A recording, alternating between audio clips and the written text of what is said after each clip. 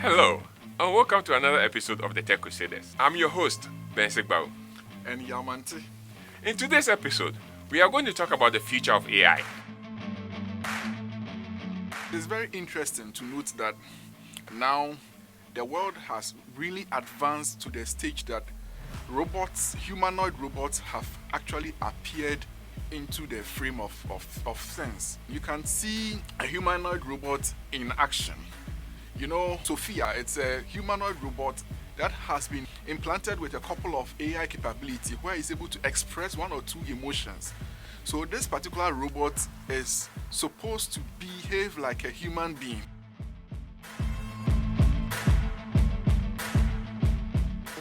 Robots are being made to take care of kids or children at home.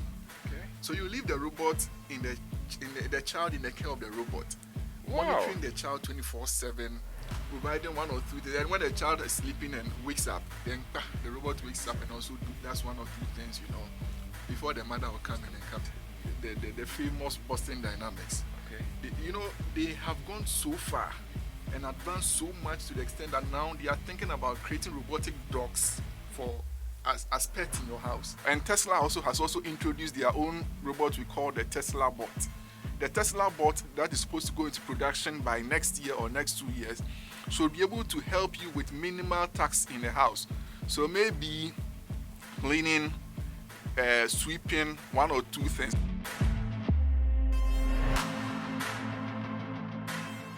We have some companies that have also decided to go into the manufacturing of self-driving cars.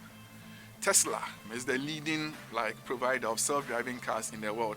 They've manufactured so many of the cars into production. So you can see the nice maneuver that the vehicle is making on the screen. Look at it clearly. There is no human being in the car.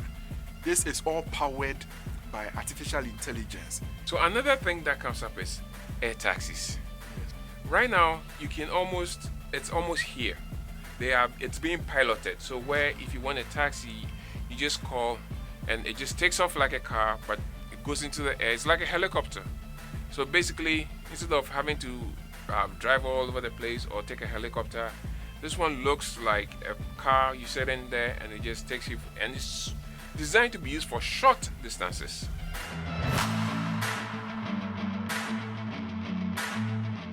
Another one is going to be like robotic surgeries. Now you know how you have simple surgeries that you can do. Let's say you are going to the checking of the prostate, the prostate, and then looking at checking the colon. So that's a surgery that can be done almost automatically because the AI can go in, see if there are any polyps there, and then snip it out. So that will be fast.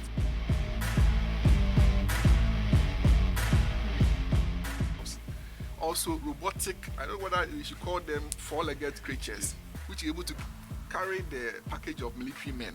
So they take them to war, they take them to fight, so the robots are now part of warfare now.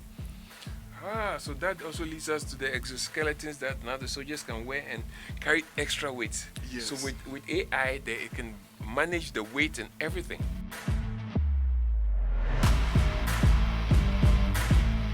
But another interesting feature thing, 3D printing. That one is dear to my heart. 3D printing. Yeah. You don't have to make anything again. You can literally just print any device Into existence.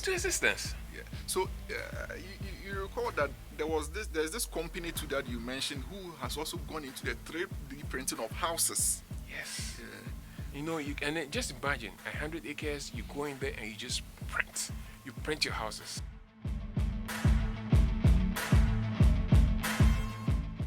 In the future, when you want to make a phone call, your image will show up on the other place. Right now, you can do, let's say you make a WhatsApp video or whatever. So now it sees your face.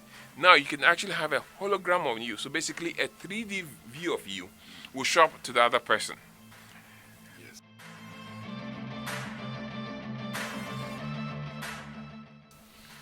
There are humanoid robots that are made to look exactly like a human from one point, being used where they are using silicone to actually build human flesh on the body of a steel skeleton. Oh, so that brings up the sex robots. So these are the, I don't know if you've seen them. You should see some of them on our show. But these are like women and even men robots that look like humans, that have all the body parts. The only thing that they can't really do, in fact, some of them are programmed, the new ones are programmed to react to what you are doing to them. Yes, it's true. And to be a little bit fair to everybody, the internet was even built basically with the porn industry like as the one spearing it up. So there's a very interesting thing about that industry and how it's able to relate with technology. They really, the sex industry really pushes technology. Very, very interesting. Yes. Then that also leads back to your favorite industry about having holographic sex. Oh. So now you can have sex with two holograms having sex. Very, very interesting. How is that exactly going to work? So what are you going to be doing whilst the holograms are having sex? I think we should leave it to the imagination of our yes. Yes. Let's leave that one alone.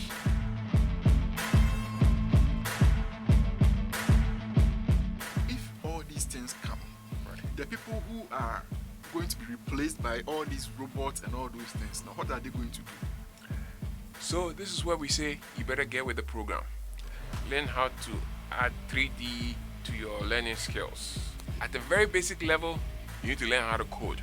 Everybody needs to know some form of coding. It doesn't have to be advanced coding, but you need to know basic coding, right? And right now, one of the hottest coding out there is Python. There's a lot of people trying to learn Python. It's a good basic coding language. I mean, there's Java, there's Ruby, there's all these other kinds out there. Choose the one that works for you, okay? Yeah. And if you are not any of these, but let's say you are in the traditional business, let's say you are in, you run a business like maybe a bank or anything, put your capital, put your investment into young tech companies. Yes, because that is the future, right? And that is the future. Yeah. So this wraps up the edition of the future of AI.